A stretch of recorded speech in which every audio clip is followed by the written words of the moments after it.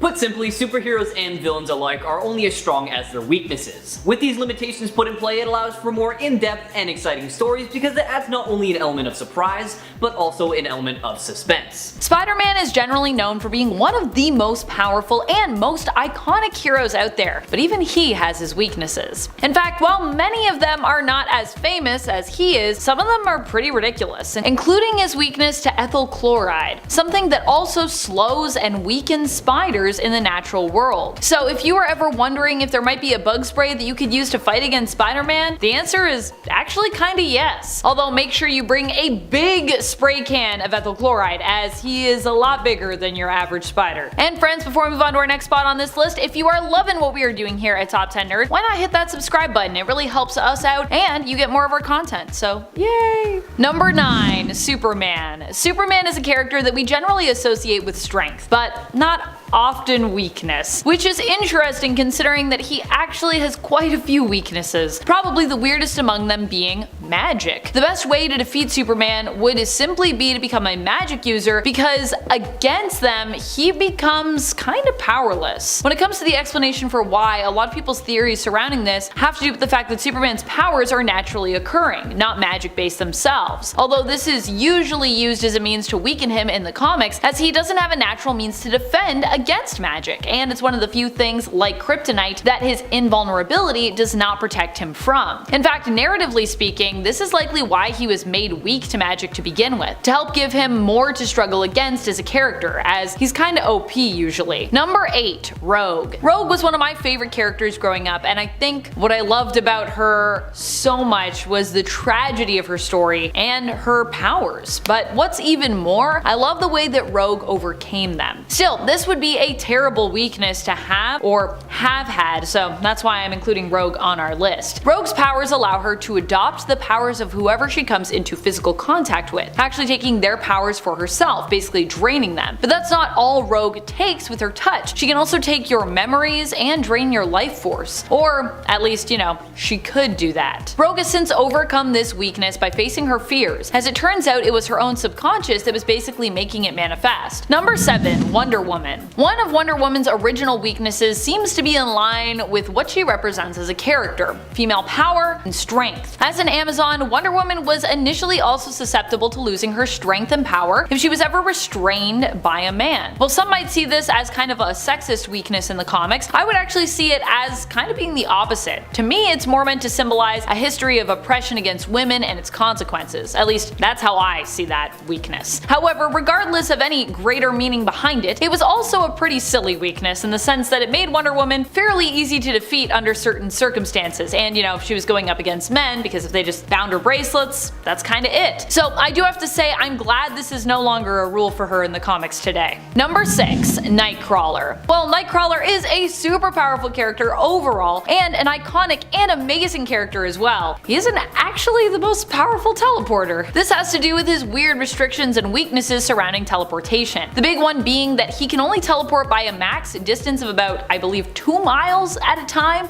The other main one being the more that he teleports, the more exhausted he gets, and Kurt as a teleporter can tire fairly quickly if he's forced to make multiple jumps, which if he has to go far, he kind of has to do because each jump he can only go so far. Kurt does teleport through the Brimstone dimension, which I saw some people in the comics bringing up as like a super powerful thing, but this is actually more how his teleportation skills work. It's not necessarily something he's choosing to do, as he has to travel through the Brimstone dimension to get where he's going. So while yes, he can travel interdimensionally, it's only one dimension, and it's not really by choice, it's more by design. However, Kurt is an amazing character because of his limitations. That's what makes him so great. It means that when Kurt has to push it to save the day, and he often of course does just that because he really is a hero, he's often putting his life on the line for ideals he believes in, or for all of Earth or all of life itself, whatever he's defending. That's why we love Kurt.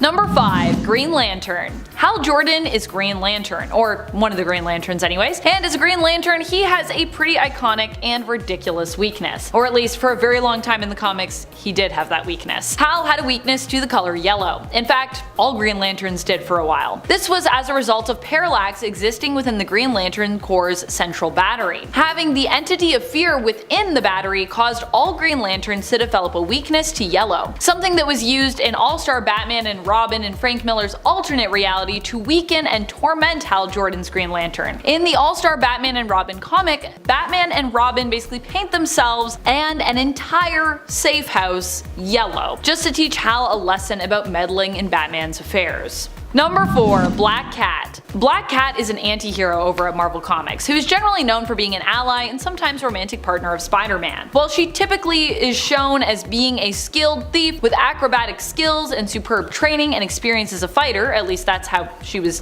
depicted initially, she doesn't usually have any superpowers to speak of. However, at one point, she did just have straight up powers, and this happened for Black Cat when the Kingpin granted her wish of getting them. However, because this was the Kingpin, it of course did not work out exactly as Felicia had planned. She ended up with bad luck powers, which were extremely useful when fighting an enemy, but not so useful when with an ally or anyone else, as they actually affected not just her opponents, but like anyone who was close to her, which means that Peter suffered from them as well. To make matters worse, Felicia kept her powers a secret from him, which ended up driving a wedge between the two when it came to their romantic and working relationships with one another. Number 3. Green Lantern. Alan Scott used to have a hilarious weakness, similar to someone else on our list actually. Let me know in the comments when and if you figure out who I'm talking about here. Alan Scott had a weakness to wood. The explanation for why and how this weakness developed was explained later by the fact that Alan was snuck up on and basically attacked using a wooden club,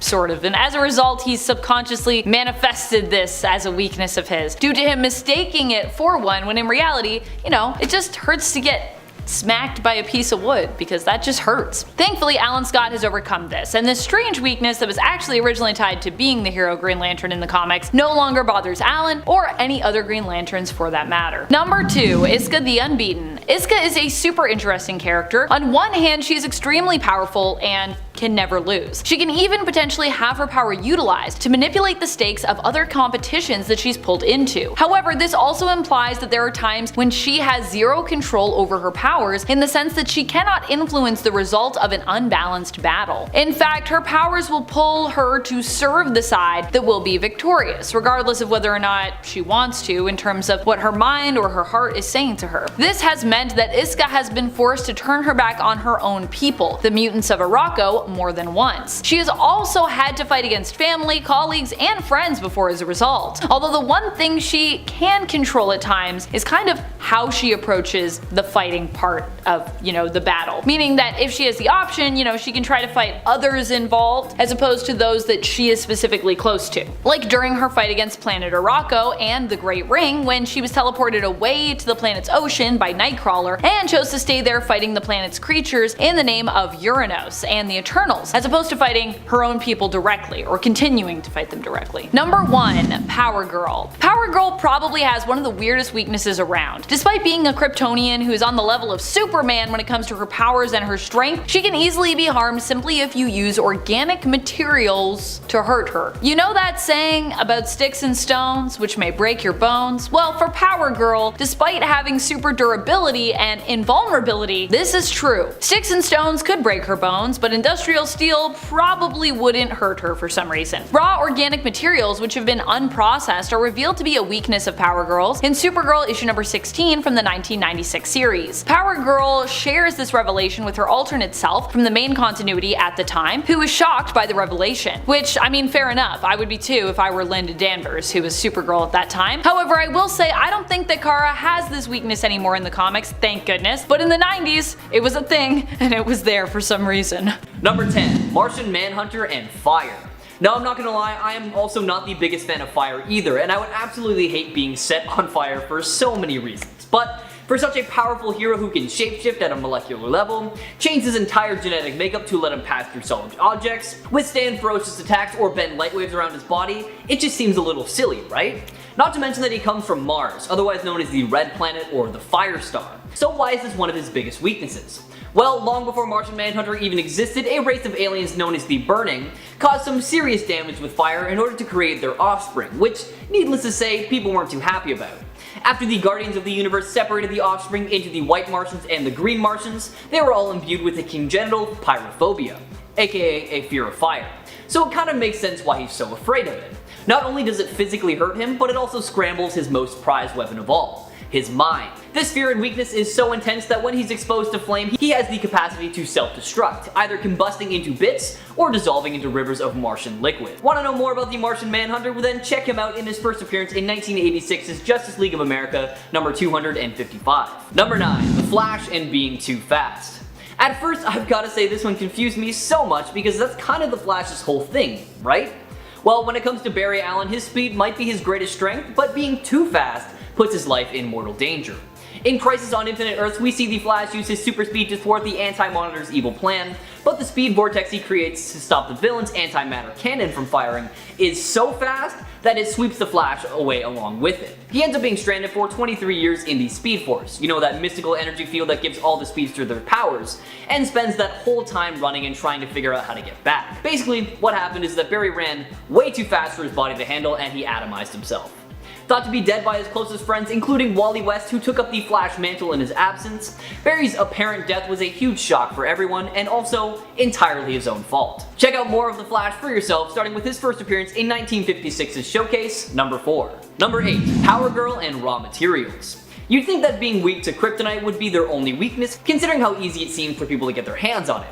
But Kara Zor-El from Earth 2 actually had another pretty big weakness at one point. They were vulnerable to unprocessed natural materials such as branches and rocks for a short while. This also includes stone, dirt, and sand. Basically anything that can be found on Earth that isn't man-made. In Peter David's Supergirl Volume 4 number 16, she gets knocked to the ground and impaled by a pretty big tree branch, which in her defense would put anyone on the ground. Supergirl helps yank out the branch, and with this weirdly sociopathic smile on her face, she asked, "What, are you vulnerable to wood?" It took a second, but after she was no longer in pain, she replied, "Worse, to any raw, unprocessed natural materials. So, sticks and stones really can break my bones." God, dumb joke and even dumber weakness. Check her out for yourself in her first appearance in 2011's Flashpoint Volume 2, number 5. Number 7. Adam Strange and Forced Deportation. Who knew that archaeologists could also be superheroes? Well, apparently Adam Strange did, because that is exactly what he is. He inadvertently found himself on the planet Ran and was gifted with all the powers of a superhero in Mystery in Space, and it's not exactly explained why. Sounds pretty great, right? I mean, what could possibly be his weakness? Well, it's not actually his fault or in his control. This life of bliss he lives on Ran is frequently interrupted by his rather inconvenient transportations back to Earth, where he has no powers at all. The technology responsible for bringing him to Ran, the Zeta Beam, only allows him to remain there for as long as it's transmitting back to Earth. And as it takes the beam a few good years to reach Strange's home planet, it's not exactly easy to catch a ride back. Strange might have been recruited as Ran's savior, but his timing issues really make this role more of a temporary gig. He could be midway through his heroics before vanishing without a single trace. He even left his wife to nearly get eaten by a tiger once. Luckily, as Alan Moore's Swamp Thing series clarified, the Ranians are more than capable of looking after themselves when Strange isn't around, and thank goodness for that, because I wouldn't be relying on Strange much either. Give his story a read for yourself, starting with 1986's Outsiders, number 6. Number 6. Human Torch and Asbestos. Now, don't get me wrong, Johnny Storm, aka the Human Torch, is a force to be reckoned with. Not only can he create, absorb, and manipulate fire, which is pretty awesome on its own, but his Nova Flame is hot enough to vaporize the particles of anything in his way, whether it's a bullet, a building, a bad guy, etc.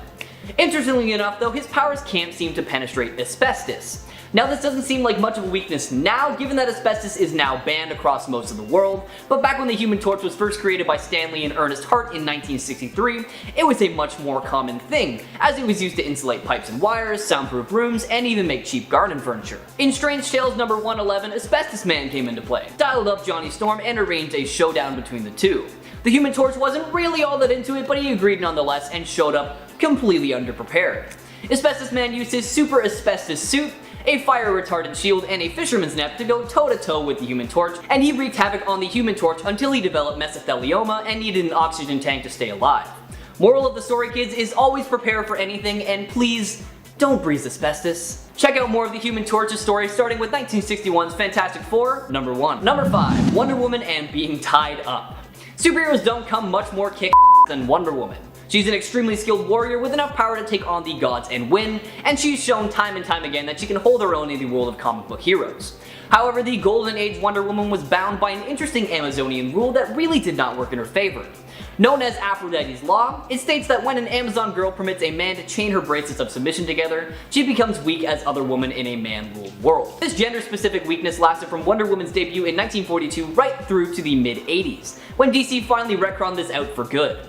This weakness is less literal than metaphorical, meant to demonstrate Marston's argument that women are only vulnerable to men when they choose to be. But still, I am very glad that this was gotten rid of for good. Check out Wonder Woman more for yourself, starting with her first appearance in 1942's All-Star Comics, Volume 1, Number 8. Number 4. Gladiator and Self-Confidence. Cal-Arc, aka Gladiator, is arguably one of the most powerful comic book heroes ever, gifted with planet-shattering strength, super speed, heat vision, frost breath, and a few psionic abilities as well.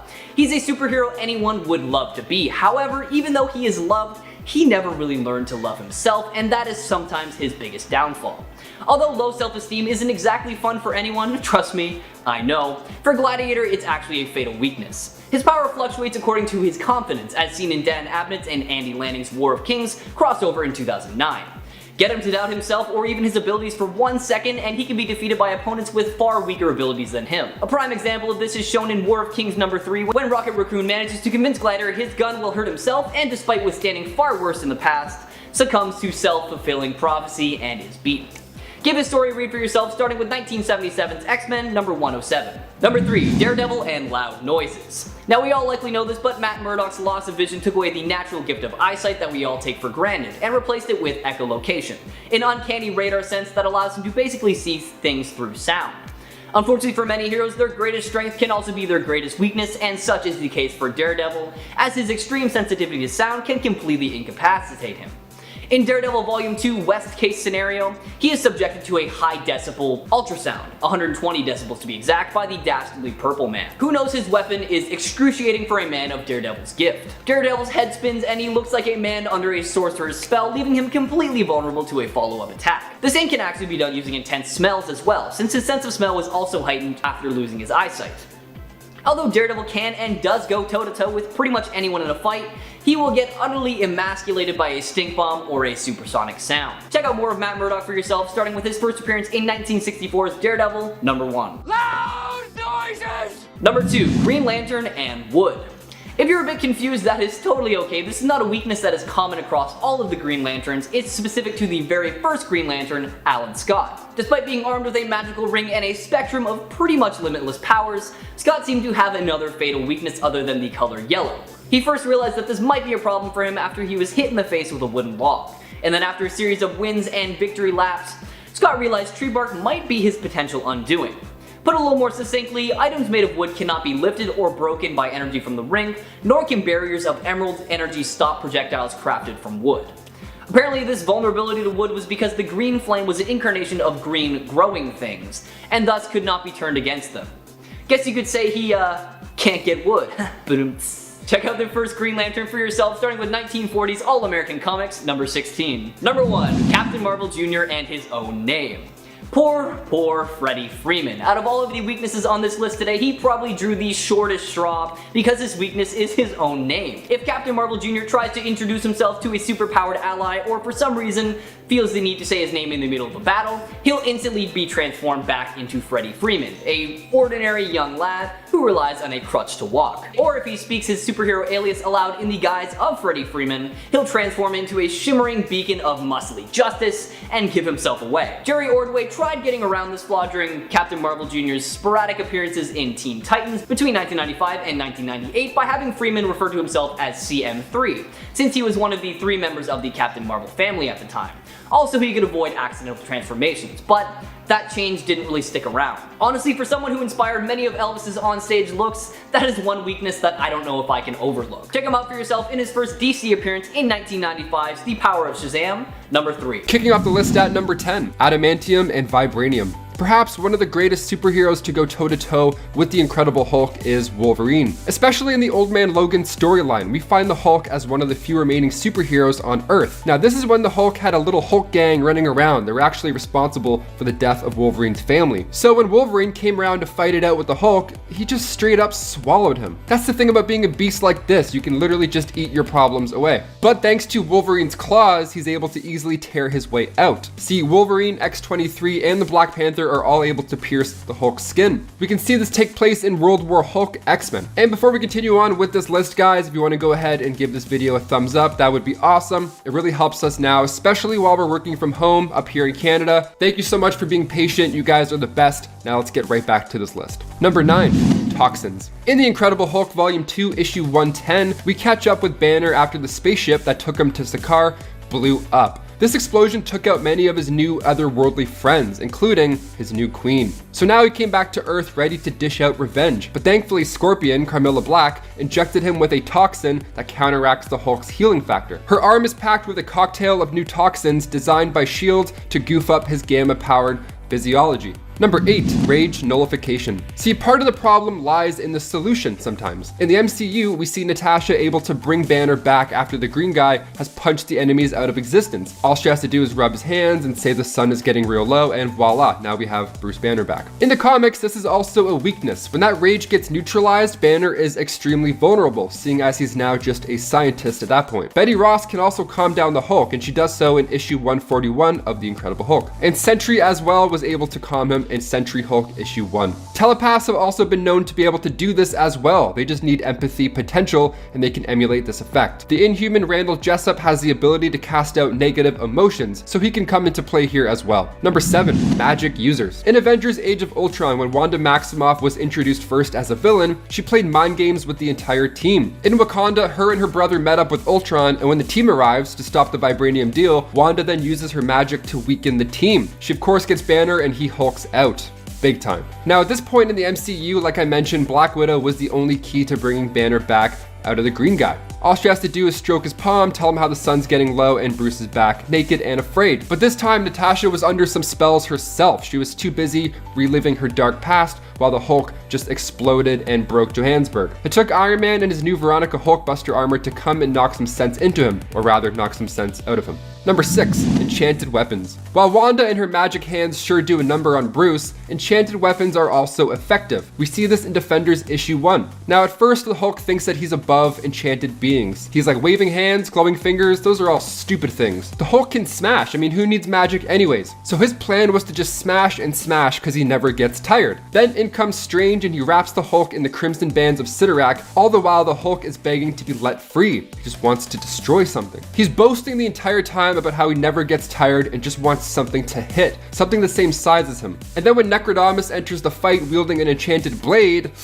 well, the Hulk sure feels that one. Number 5, his lack of patience. One of the most intimidating factors of the Incredible Hulk is that he will punch first and ask questions later. It's great, except for when a plan is needed. He doesn't believe anybody is more powerful than him, so he lacks this concern in combat. He's overconfident that he'll win, and in Marvel Team Up issue 13, we see him run into the battle to take on the Skrull Titanus without even consulting the team, and of course, this is the reason he's the first to go down. Even in Avengers Infinity War, he surprises Thanos by jumping out at him, but the element of surprise isn't the only trick. It's not the key here. You can't just jump out, scream, and then start punching people all the time. Some of the time, definitely, but all the time, no way. Thanos punched him so hard he retired. Perhaps patience and better timing could have sufficed. Number 4, gamma radiation. Halloween was always awesome growing up. I would eat the candy while I was collecting the candy. I was just giving myself more and more energy to collect, and I did good too. But too much candy and now you're sweating. Now you feel sick, you're done for the night. Just the sight of a Kit Kat makes you wanna Too much of a good thing sure can hinder your night. Same goes with the Hulk when it comes to gamma radiation. Sure, it's the exact thing that powers him up so he's able to throw statues at his coworkers, but too much gamma radiation and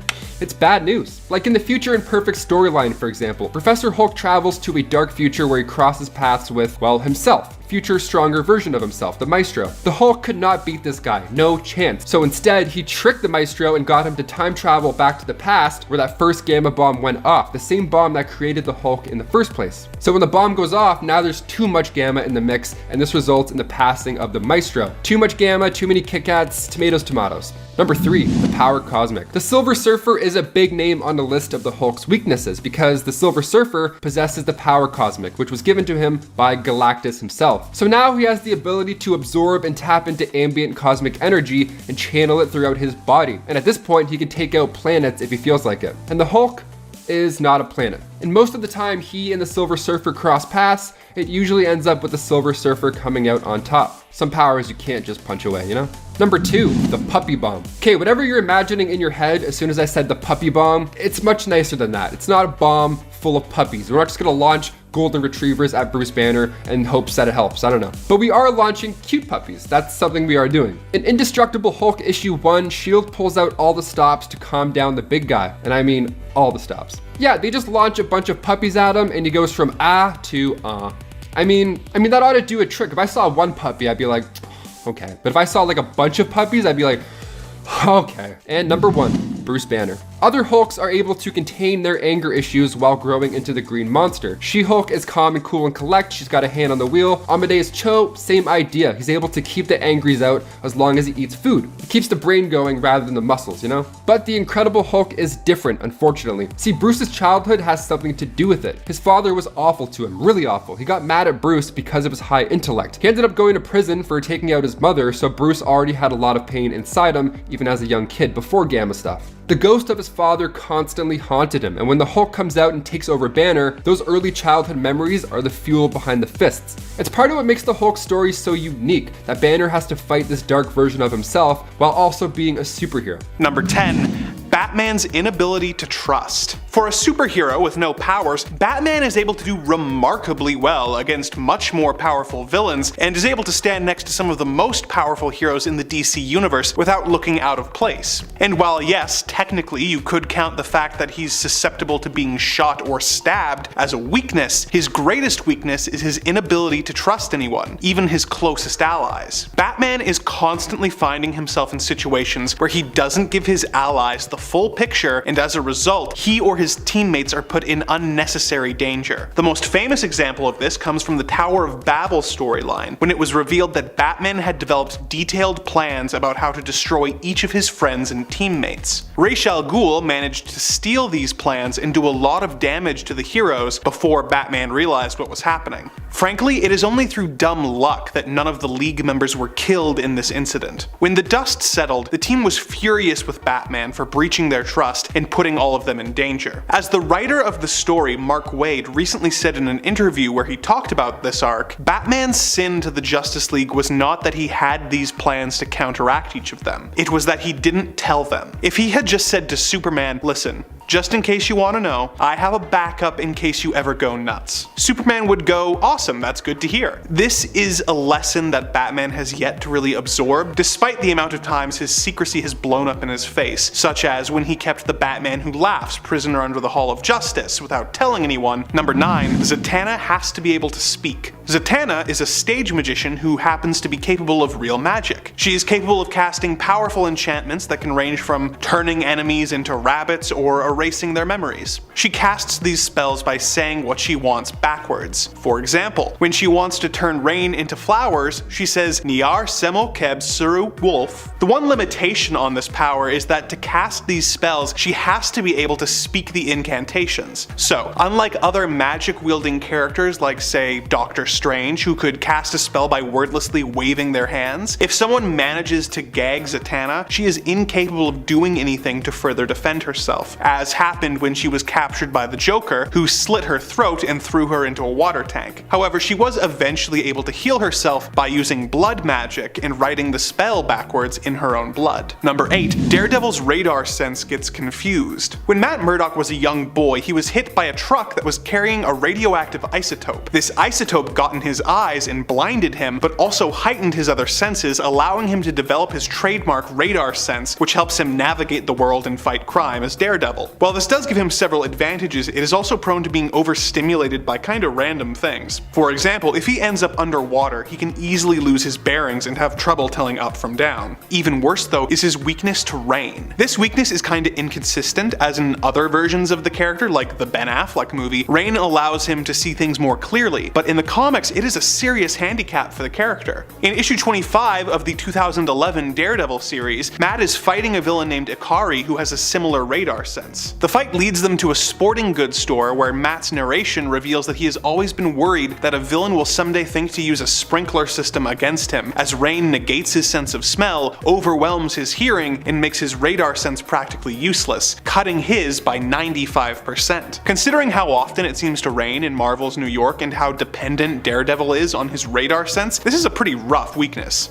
Number 7. Black Canary if she gets a sore throat. Dinah Lance is the second hero to use the alias of Black Canary, with her mother being the first. While her mother was limited to being a capable hand-to-hand fighter and being able to train canaries to do amazing feats, her daughter has the ability to unleash the powerful canary cry. How she manages this varies depending on the continuity, with it sometimes being a byproduct of a wizard's curse, and sometimes being due to her carrying the metahuman gene. But what the power does remains consistent. The canary cry allows Dinah to control her vocal cords to generate a powerful sonic attack that can deafen her opponents, and when she really lets loose, can destroy metal and even kill people. However, she needs to be in good vocal health to achieve this, and if she ever has laryngitis, she is unable to unleash the canary cry. However, even without the cry, she is one of the best martial artists in the DC universe, so she still manages okay. Number 6. Wolverine's metal skeleton. Wolverine has always been a powerful mutant sporting claws and a healing factor that makes him practically unkillable. Between that and his super acute senses, his more than a century of combat training, and his berserker rage, he is not someone you want as an enemy. These abilities got an upgrade when the Weapon X program got a hold of him and coated his skeleton and claws with an indestructible metal called adamantium. While this does make him even more durable, it does come with certain drawbacks. For example, it does make it much more difficult for Wolverine to swim, and foes often take advantage of this, trapping the clawed Canadian underwater and making him experience the feeling of drowning until he manages to escape. The other drawback to this, of course, is that it makes him vulnerable to magnetism. While this wouldn't be too bad of a weakness for most heroes, I mean, how often do you really come across a giant magnet in the world? Wolverine has the misfortune of being a member of the one superhero team that is constantly fighting against a character who is able to manipulate metal with his mind. At best, this makes him immobile for most of the encounters against Magneto, and at worst, it results in him getting his skeleton torn out. Number 5. Snowbird can't leave Canada. When the Inuit goddess of the Northern Lights, Nelvana, needed an agent on Earth to help prevent the return of the evil mystical great beasts, she mated with a human and had the shaman, Michael Two Young Men, use his magic to help deliver the child on Earth. Naria was given a decent grab bag of powers, the most notable of which is the ability to transform into any creature found in the Canadian Arctic. She has used this power to become owls, bears, and even whales, which makes her a formidable force against her enemies. However, due to Shaman not being specific enough when casting the spell that bound her spirit to the land, she is somewhat limited in where she can go. If Snowbird goes or is taken beyond the Canadian borders, she grows weak and sick. The longer she is out of Canada, the weaker she gets, and if she stays out of the country too long, she could even die. This weakness was discovered in Alpha Flight number 12 when the team learned that their leader, Guardian, had walked into a trap set by the evil Omega Flight in New York and teleported to his location to try and save him. Snowbird immediately became emaciated and old and nearly died, and was therefore more of a hindrance than a help in this scenario. Snowbird died in a later comic and was eventually brought back, and as a result, this weakness seems to have disappeared, as she has since traveled outside of Canada and has even left the planet without any ill effects. Number 4. Martian Manhunter and his addiction. John Jones is an alien from the planet Mars who has insanely strong telepathic powers that allow him to read and control minds. He also has super strength and the ability to shapeshift, and the ability to become intangible and phase through objects, making him a very difficult hero to defeat. For many years, Martian Manhunter had a psychosomatic weakness to fire that would cause him to lose the use of his powers and be burned. This weakness is kind of a problem when you consider how many superhero battles result in buildings or cars catching on fire, but what I want to focus on is a lesser known weakness, his cookie addiction. In Martian Manhunter Volume 2, number 24, we learn that John has developed an intense love of Choco's cookies, the DC equivalent to Oreos. When Blue Beetle and Booster Gold decide to play a prank on him by stealing his cookies and buying all the Chocos in a mile radius, we learn that when Martian Manhunter goes too long without his fix, he becomes a mindless Hulk-like creature who angrily smashes up the city, screaming about how he needs his cookies. His rampage isn't stopped until Booster Gold and Blue Beetle lead him to a warehouse full of Chocos where he greedily begins to devour them. Once Manhunter is back to normal, Batman discovers that the chemicals in Chocos, though relatively harmless to human biology, are extremely addictive to Martian physiologies. So yeah, fire is a bad weakness, but a cookie dependency issue is way worse. Number 3. Domino suffers from electorophobia. Nina Thurman has the mutant ability to subconsciously manipulate probability when she finds herself in stressful or dangerous situations in order to give herself the best possible outcome. In simpler terms, she's extremely lucky. If she is shot at, she will instinctively know exactly the right way to duck and dodge her way past the bullets, or the enemy's gun might simply jam. She can make the highly improbable happen in order to survive almost any situation, and it has made her a very difficult character to defeat, but not impossible. In Deadpool Volume 4, Number 17, the Merc with a Mouth is planning on assassinating one of the X-Men's most vocal critics in order to earn a place on the team. The X-Men of course do not want to be embroiled in this kind of scandal and send Domino to deal with Deadpool. She ties him to a bed and the two talk, with Wade confessing that he is terrified of cows and Domino revealing that she is terrified of chickens. You'd think she was kidding or lying, but later in the issue when Deadpool escapes and goes after the target again, Domino and Wolverine chase after him only to be taken out of commission when crawling through an air vent when they end up face to face with a chicken. Domino is paralyzed with fear and unable to continue on, which delays her and Wolverine long enough for Deadpool to get away. Considering how much poultry seems to affect her, Domino is lucky she doesn't come across them more often. Number 2. Mon-El and Lead. One day when Superman was just a young Superboy, he looked to the sky and saw a crashing rocket. He intercepted it and discovered a young man inside with a locket from Clark's Kryptonian parents, Jor-El and Lara Lor-Van, wishing him luck on his travels. The young man had suffered amnesia, but the fact that he had the same powers as Superboy led Clark to deduce that this was his long-lost brother from Krypton. He named him Mon-El, and the two began fighting crime together while enjoying their newfound sense of family. However, Superboy soon became suspicious of his new brother, as Krypto didn't seem to recognize him, and his belt was made from a metal not found on Krypton's periodic table. As he did a lot in the Silver Age, Clark began putting Mon-El through a series of elaborate and convoluted tests to prove he was an imposter. He took a bunch of lead balls and painted them green before throwing them into space. He then went to a nearby planet with Mon-El to play baseball. When the green balls showed up, Superboy pretended they were kryptonite meteors and pretended to be affected. When Mon-El also began acting sick, Clark took this as proof that he was an imposter, but as Mon-El's amnesia wore off, he revealed that he was actually from the planet Daxam and had met Jor-El on his travels. As a Daxamite, he had the same powers as Superboy, but really did have a vulnerability to lead. While a Kryptonian would return to full health when kryptonite was removed, a Daxamite exposed to lead was doomed to a slow and painful death. Superboy was forced to put Mon-El in the Phantom Zone until he could find a cure. Mon-El has had a few adventures since then as a member of the Legion of Superheroes, but the fact that he could be killed by a relatively common element is pretty dumb. Number 1. Aquaman gets dehydrated. As the son of a human and an Atlantean, Arthur Curry is capable of some pretty astounding feats. He is able to survive underwater and swim at incredible speeds. He has super strength and expert fighting skills, as well as the ability to control the oceans when wielding the Trident of Poseidon. Oh, and he can also talk to and control fish, an ability that might seem lame until he attacks you with a megalodon. However, he also has a weakness that is pretty silly. If Aquaman doesn't go back in the water every hour, he begins to grow weak and dehydrated. The severity of this weakness depends on who is writing the comic and what continuity you're in, but the Silver Age version of this character was particularly vulnerable. A great example of this is in Superman's pal Jimmy Olsen number 115, when Jimmy developed the same powers as Aquaman. A villain impersonating Superman was able to trick Aquaman and Jimmy into entering a competition where they stayed out of the water for an hour and then crawled through the desert trying not to die, as the fake Superman taunted them with a pitcher of water. For those wondering, Jimmy won the competition and was made the new King of Atlantis. After they defeated the villain, he ceded the throne back to Aquaman, but the fact that Jimmy beat him in a nefarious but fair competition, and by rights is the true King of Atlantis, makes you realize why Aquaman has so much trouble being taken seriously. Number 10. Nukes. Like nukes are a pretty big deal to humans. If you launched one, boom, right at a Kryptonian, you can hold them off probably for a little while. We see this happen in Batman vs Superman, and it takes inspiration from The Dark Knight Returns by Frank Miller. In the graphic novel, we see Superman go after a nuke, and after he gets a little too close for comfort, he withers up like an old apple. All that radiation gets to him. It's kind of similar to what we see on screen actually. But luckily our sun was in field of view for old Clarky, and he charged himself back from Michael Jackson's Thriller mode back into handsome Henry Cavill mode. We continue on to number 9. If you guys could go ahead and give this video a thumbs up, it does wonders for our channel. You guys are the best. Thank you so much for watching. Now let's go check out some more weaknesses for Superman.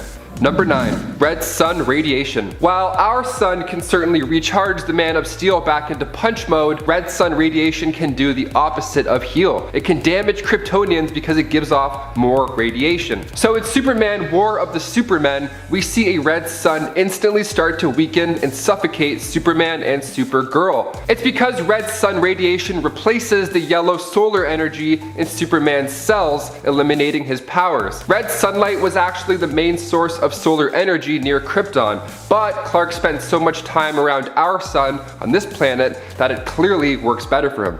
Except for his mustache, whenever it comes to that. Doesn't really seem like anything works with that upper lip problem that we have. Number 8.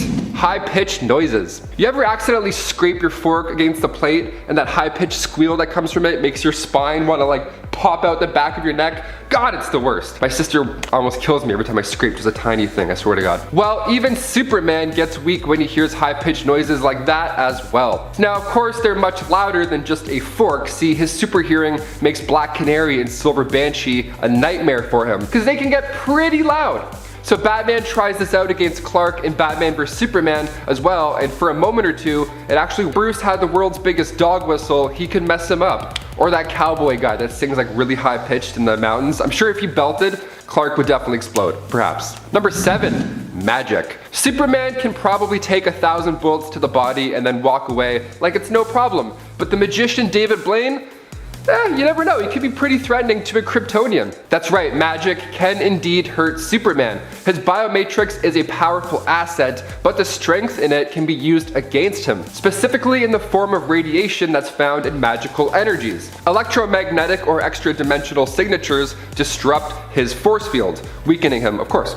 Now, it depends what kind of magic is being used and how much of it is being shot out at him, but magic in general has unpredictable effects on him, and his magical enemies have often been the ones that are the most dangerous or come out on top, at least for a little bit. Number 6. The Black Tide. In Action Comics issue 788, Superman is in a world where the air is filled with fire and a force called the Black Tide. This mysterious force causes Superman's chi flow to be disrupted. So he suffers in fatigue and pain until he gets a nice acupuncture appointment. Yeah, in the very next issue, we see Clark getting back on his feet with a few well-placed needles. He even asks if they're the world's strongest needles, and she's like, nope, they're just in the right spots. So, acupuncture, it's the only remedy that realigns his spirit, who knew? Number 5, love. Yeah, of course I said it. When it comes to weaknesses, some would say that it's just the thing you love most used against you. Now, this of course has come to light in many comics, movies, TV shows. It's not necessarily new. The whole damsel in distress thing, of course it's gonna work. Where in order to keep Superman to bend at your will, you just gotta get Lois Lane or Martha in your custody, and then you can get Superman to go and fist fight Batman. It's the best. And then we watch movies eating popcorn. We're like, yes, keep fighting. In Batman vs Superman, we see Barry Allen pop in from the Speed Force to let Bruce know that Lois Lane is the key. What key? What was he talking about? Well, that plus the nightmare sequence, it was apparent in that film that she was the key in preventing the Man of Steel from going evil and causing this world to look like chaos. Their love is keeping Kal-El from going nuts. Check it out. 4. Lead. Superman is the best at playing hide and seek. He can see through walls, so no matter where you're hiding, odds are he's already found you if he's looking for you. But if you were to hide behind a lead wall, you just may win that game of hide and seek against a Kryptonian. How crazy is that? He has vision that matches the properties of X-ray. They call it X-ray vision, but the thing is, X-rays don't work with lead. That's why when you get an X-ray done at the dentist, they slap that bulletproof vest on you, then they like plug their ears and run out of the room. It's because that's lead. That's a no-go in the hashtag X-ray life. So it can actually help Superman out a bit though. See, as lead can block out kryptonite radiation. So it's, you know, it can kind of help Superman, but it can also be used against him. Superman's got a real love-hate relationship with pencils, it seems. Pencils. Number 3, Muhammad Ali. I have to include this because it's too amazing not to mention. Okay, so earlier in this list, I talked about how red sun energy can weaken a Kryptonian. So even though Superman is weak now, he's still probably at least a really strong dude, right? Well, there was once one comic book issue where a weakened Superman legit had to fight Muhammad Ali, and it was more intense than Mayweather vs. McGregor, at least in my opinion. Definitely yours too. See, this one shot made its debut back in 1978, written by Dennis O'Neil and Neil Adams, and it featured the Man of Steel and of course Muhammad Ali, and it was part of the all-new collector's edition where this alien named Ratlar, who's part of a species known as the Scrub, they visit Earth, and they demand that we pick our best fighter to go against theirs. Now of course theirs being a behemoth named Hunya, so yikes. Now, if we refuse, well, the Scrub will then destroy the planet. So Muhammad Ali argues that since Superman isn't technically from Earth, Muhammad Ali must be the one who fights, which is so amusing for us. We're like, yes, thank God, do it. So Ratlar is amused by this and he wants to know who is better of the two. So he pins the two champs up against each other and the fight is set to take place on Bodes, which is orbiting a red star. So no more crazy powers for Superman, just old fisticuffs. And Muhammad Ali drops the Man of Steel. I would say I'm surprised, but Ali is literally the greatest, so not too surprised here. Number 2, psionics. Kryptonians are vulnerable to psychic and telekinetic attacks. Superman may be stronger than most things in existence, his mind is still just as capable of being brainwashed like most of us. He's vulnerable to magic, so when it comes to psionic attacks, those tend to work against the Man of Steel in a similar manner. Telekinesis can attack Superman's molecular structure, so when the damage is on a microscopic level, it's hard to overcome and pinpoint. The Green Lantern chip at one point took over the Kryptonian's mind in issue 10 of Injustice Gods Among Us Year 2. He's small but mighty, but he can also think small, so you're kinda screwed. And number 1, you guessed it, kryptonite. Most of us heard the song Kryptonite by Three Doors Down growing up. In fact, now that I mentioned it, it's probably stuck in your head.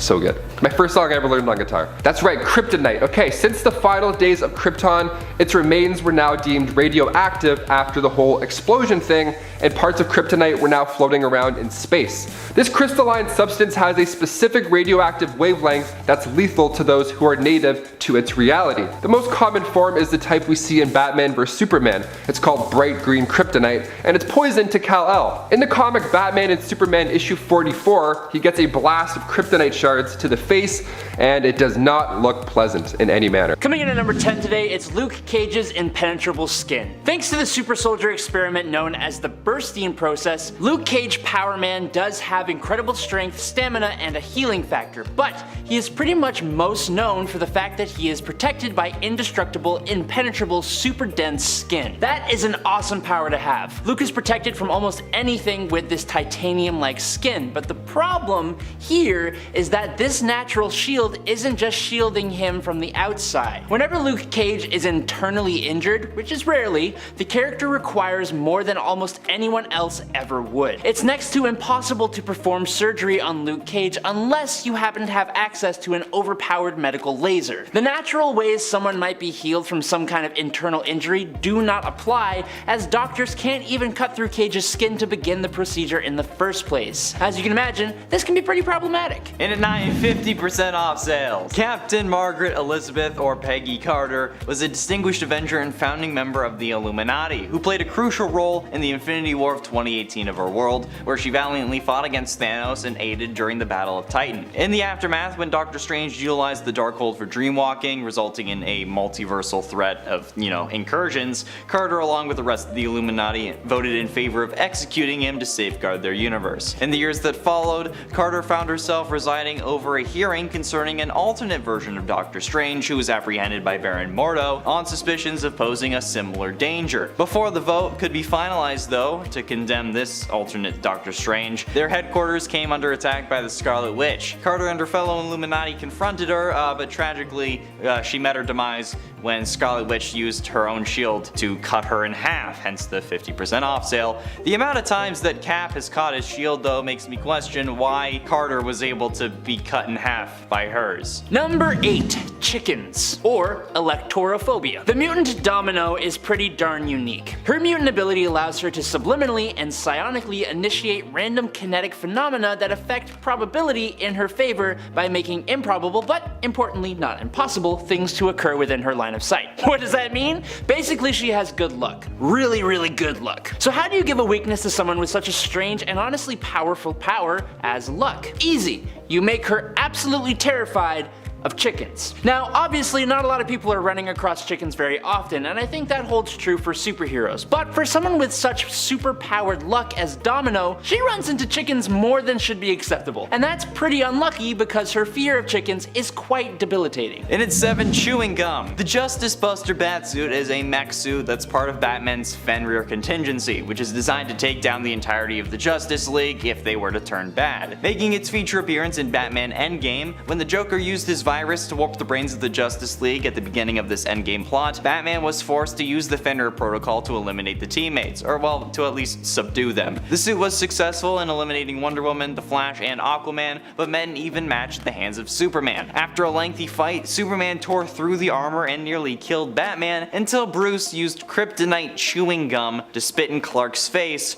rendering him unconscious. Come on, okay? Imagine waking up to learn that you passed out because Batman spit on your face. Seriously, please, brush your tongue, okay? You get one of those tongue scrapers. Your breath is lethal. Not to mention the miniaturized red suns for Knuckles, they didn't help. You had to spit kryptonite chewing gum. Number 6. Ethyl Chloride. Ethyl chloride, a common compound found in pesticides and bug sprays, is essentially Spider-Man's kryptonite, and it severely impairs his senses. This makes ethyl chloride extremely powerful against Spider-Man. It's one of his biggest weaknesses, but yet ethyl chloride isn't being used by all of his villains all the time, even though it's actually a very common compound. The big reason why it doesn't show up much is that ethyl chloride is considered to be so supremely powerful against Spider-Man that there was a momentary ban placed on the substance by Marvel writers. It was literally becoming too easy to bring down Spidey, so writers got lazy and used it as a crutch just way too many times. Amazing Spider-Man number 106 has Spider-Man engaging in battle with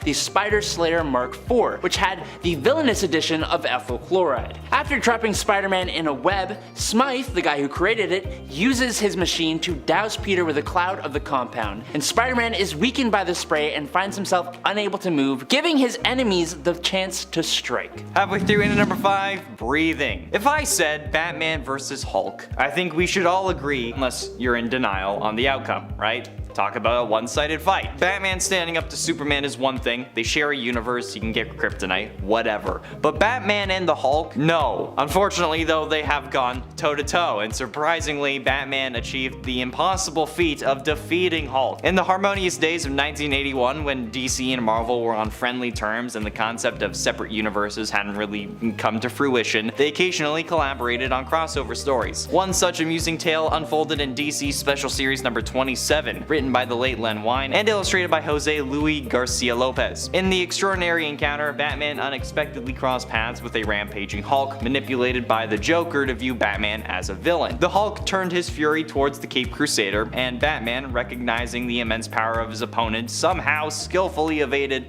Hulk's fists with every move, because, you know, one hit would kill him. With calculated precision, Batman then deployed a pellet of knockout gas, which was disorienting the Hulk, but, you know, not knocking him out because it's the Hulk. Exploiting a moment of weakness, Batman incapacitated the Jade Giant by kicking him in the gut, forcing Hulk to inhale. That's right, yeah, Batman kicked Hulk in the gut and actually made him flinch. Number 4, Asbestos. Johnny Storm, the Human Torch, was one of my favorite superheroes as a kid. He can create, absorb, and manipulate fire, which is pretty awesome. His Nova Flame is hot enough to vaporize the particles of anything in his way, except of course for asbestos. Now, thankfully in our modern world we know that asbestos is pretty incredibly toxic and it's totally banned across most of the world. But you see, back when the Human Torch was first created in 1963, it was used to insulate pipes and wires, soundproof rooms, and even make cheap garden furniture. And the Human Torch was wide open to asbestos-based attacks. Specifically though, the Torch has found himself going up against villains based on the stuff, Asbestos Lady and Asbestos Man. Both of these villains made use of asbestos-based outfits or armor and tools of the trade. But like I said, we know this stuff to be incredibly toxic, but we didn't know that then. So as time went on,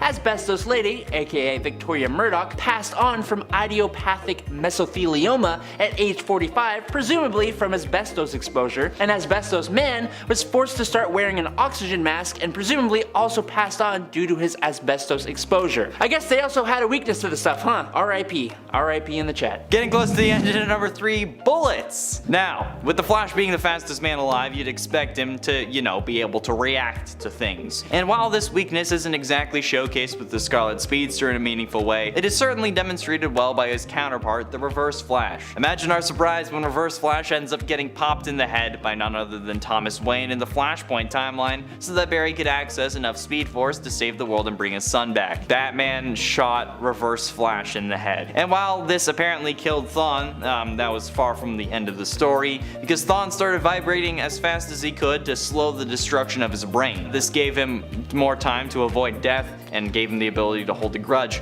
But seriously, shooting a speedster in the head has to be one of the dumbest ways a speedster has been defeated. And that's including the entirety of the Flash TV series, even the final season where he shakes hands with the negative Speed Force. Number 2, yellow. Never eat the yellow snow. It's a rule that a lot of us know. While that may be a statement made to stop small children from consuming human or animal pee, I think it would be a perfect saying to introduce into the Green Lantern Corps. Hal Jordan has protected the Earth from interplanetary threats with his incredibly powerful ring and his incredibly powerful will. And yet, you face him armed with a handful of buttercups and he is rendered practically useless. According to the comics, an impurity in the ring's power source meant that Jordan became powerless when faced with the color yellow. This was later expanded by Jeff Johns' Green Lantern Rebirth as being tied to Parallax, a yellow fear entity who was locked in the central power battery, thus weakening it. Now, when you say it like that, it begins to make, I guess, a little bit more sense, but before this was revealed though, Green Lantern's weakness was just dumb. And it still kind of is. This is no more evident than in All-Star Batman and Robin by Frank Miller. Specifically issue number 9 when the Caped Crusader trapped Hal Jordan in a yellow painted room and let a yellow suited Robin go to town on him. And this is all because it's the dumbest weakness we have ever heard of. Bruce Wayne said it himself, so it has to be true. And it was all yellow. And finally, in at number 1, wood. Wow, look at that. Green Lantern number 1 and number 2. Throughout the years, Green Lantern has encountered various weaknesses tied to his powers, okay, like yellow. But one particular vulnerability has been overlooked by most comic writers, mostly because it's specific to the Alan Scott version. Green Lanterns, they use their powers, they use them to fly, communicate in different languages, create energy constructs, or will constructs, I guess, because, green. But you have to balance it out somehow. So, in Alan Scott's case, wood was the chosen weakness. It has an explanation, and it stems from the subconscious belief that his abilities couldn't affect the material, and that's literally it. He didn't have the belief that he could do anything to wood, so he couldn't. Which just showcases that belief is the most powerful superpower of all, unless you're facing against a number 2 pencil, which I guess would actually take out both of them.